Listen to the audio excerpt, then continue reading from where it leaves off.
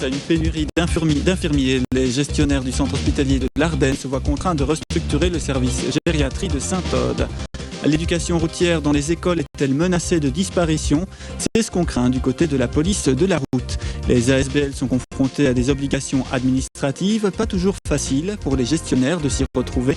Pour les aider, la ASBL Action et la ASBL Besace organisent des séances d'information dans les communes. Nous recevrons un des animateurs de ces séances, maître Christopher Bourrave. Les ASBL sont nombreuses et variées dans notre paysage associatif. Elles sont pour la plupart composées de bénévoles enthousiastes et passionnés. Et pourtant, les arcanes administratives ne sont pas toujours faciles à saisir, d'autant que la législation sur les ASBL a été modifiée tout récemment.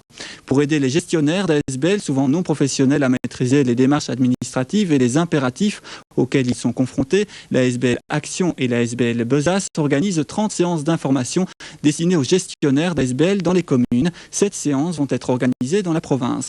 Pour nous en parler, nous recevons maître Christophe Bourrave, avocat au barreau de Bruxelles et animateur de ces soirées d'information.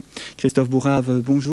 Bonsoir. Alors, vous aviez déjà collaboré à la rédaction d'une première brochure qui répondait un peu à la même démarche et qui s'appelait l'ASBL pour tous. Pour tous, voilà. Alors, c'est un peu la même démarche ici que vous poursuivez avec ces séances d'information. Tout à fait. Donc, il y a eu déjà plusieurs séminaires qui ont été organisés l'an dernier, qui ont totalisé plus de 300 participants dans 4 communes réparties sur la région wallonne. On avait Couëme, on avait Wavre, on avait Ans-sur-Lesse et on avait Liège. Et on s'est rendu compte que face à ce succès, on avait besoin de formules plus courtes et plus souples. Donc, l'an dernier, nous avions des séminaires d'une journée complète. Et maintenant, nous n'avons plus que des séminaires de 2 heures, 1h30 d'exposé et une demi-heure de questions et réponses, destinées principalement aux gestionnaires d'ASBL qui doivent modifier leur statut. Alors, ces réunions sont réalisées en collaboration avec les communes. Elles sont destinées à tous les gestionnaires des ASBL, président, trésorier, secrétaire. Je dirais qu'elles s'appliquent à toute personne qui a un pied dans une ASBL. Donc, ça va du membre, adhérent, cotisant, qui verse peut-être une fois par an 100 € ou une petite participation pour être membre de son ASBL, jusqu'aux administrateurs, jusqu'au président du conseil d'administration, jusqu'au trésorier, en passant donc par les vice-présidents, les présidents, les membres des divers comités qu'on peut avoir dans une ASBL. C'est une formation donc essentiellement pratique qui s'adresse à tout le monde. Des séances d'information, vous en avez déjà animé, elles ont toutes connu un vif succès. Ça veut dire qu'il y a une réelle demande de la part des membres des ASBL ? Écoutez, je crois qu'un des messages qu'on donne, c'est que le rôle des ASBL est fondamental comme acteur de l'argent économique. Peu de personnes le savent, mais c'est le premier employeur du pays. Il y a effectivement un réseau associatif tout à fait impressionnant en Belgique. Et donc, on a ici pour le moment un besoin énorme des gens d'aller vers plus de professionnalisme, vers plus d'aide à la gestion, d'aide juridique, d'aide comptable, d'aide fiscale. Et il faut dire qu'ils n'ont plus le choix, puisque la loi du 2 mai 2002 leur impose principalement 2 types d'obligations. Les obligations comptables, ils vont donc devoir tenir une comptabilité simple pour la plupart des ASBL, mais comptabilité quand même, et puis tenir un dossier au greffe du tribunal de commerce. Et là commencent par exemple les premiers problèmes, parce que d'un greffe à l'autre, on a des réponses différentes sur ce qu'il faut fournir. Quelles sont les questions qui reviennent le plus souvent ? Écoutez, je pense que la toute première question, c'est est-ce que mon ASBL peut faire des bénéfices ? Alors, c'est une question intéressante, et on rappellera que oui, bien sûr, elle peut faire un excédent des recettes sur les dépenses. Pour autant, bien entendu, qu'elle ne le distribue pas entre ses membres. Nous ne sommes pas dans un régime de société où on distribue des dividendes à ses actionnaires. Et pour autant, bien entendu, qu'elle n'en fasse pas son activité principale. On ne peut pas, avec une ASBL, exploiter un restaurant ou une agence immobilière. Mais on peut, bien entendu, louer un immeuble ou même en revendre un. Et on peut, bien entendu, tenir aussi une buvette. Ça, c'est la première question. La deuxième question, elle est presque liée à la première, c'est est-ce que je peux rémunérer ? Et on rajoute souvent mes bénévoles. Et donc, c'est assez ambigu de rassembler rémunération et bénévole dans une même phrase. Mais là aussi, par exemple, une tolérance administrative vous permet de rémunérer jusqu'à 1 000 € par an vos bénévoles, qui ne le sont donc plus tout à fait. Autre question, c'est quelles sont mes responsabilités en tant que membre d'une association ? On rappellera qu'il n'y en a pratiquement pas. Quelles sont mes responsabilités en tant qu'administrateur d'une ASBL ? Là, bien entendu, elles peuvent être plus importantes, mais en principe, l'administrateur d'une ASBL n'est pas responsable. C'est l'ASBL, c'est une personnalité juridique distincte qui sera responsable si, par exemple, un accident survient lors d'un événement organisé par l'association. La législation sur les ASBL a donc été modifiée récemment avec la loi de 2002. Que pensez-vous, vous, de cette nouvelle législation ? Écoutez, je pense que c'est une loi qui va permettre aux associations d'être mieux équipées pour atteindre leur but.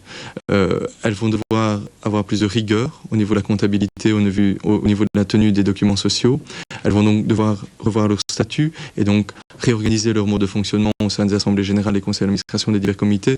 Donc je pense que le résultat de cette législation va faire que nous aurons des ASBL plus efficaces que jamais pour remplir le rôle social que je soulignais tout à l'heure. Maintenant, je pense que l'exemple de la loi du 2 mai 2002 n'est pas très différent de celle sur la déclaration libératoire unique. En gros, des lois difficiles et insuffisamment expliquées aux justiciables. Je pense qu'effectivement, il y a un travail à faire à ce niveau-là. Est-ce que c'est au pouvoir public uniquement de le faire? Est-ce que ce n'est pas toute la société civile? Je pense personnellement que nous partageons tous ce rôle, avocats, médias, pouvoirs communaux, associations elles-mêmes. Donc ce sont 2 associations qui organisent ces séminaires. Et je pense que quand toutes ces forces sont rassemblées, alors là je pense que l'objectif peut être atteint. Les règles sont donc un peu plus complexes aujourd'hui qu'elles ne l'étaient auparavant. Est-ce que cela n'exclut pas d'office certaines personnes des organes de gestion des ASBL?